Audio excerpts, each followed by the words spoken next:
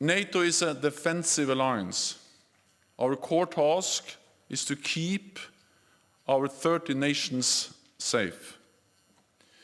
We are not part of this conflict, and we have a responsibility to ensure it does not escalate and spread beyond Ukraine, because that would be even more devastating and more dangerous.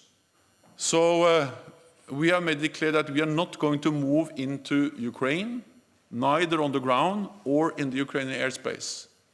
And of course, the only way to implement a no-fly zone is to send NATO planes, fighter planes, into Ukrainian airspace, and then impose that no-fly zone by shooting down Russian planes.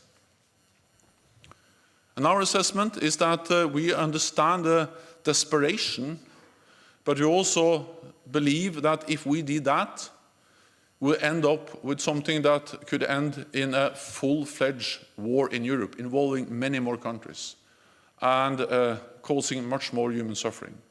With regard to the no-fly zone, I think you heard NATO Secretary General Stoltenberg speak to this earlier today. One of the responsibilities we have, even as we are doing everything we can to give the Ukrainian people the means to defend themselves effectively against Russia, we also have a responsibility, as the Secretary General said, to ensure that the war doesn't spill over even beyond Ukraine.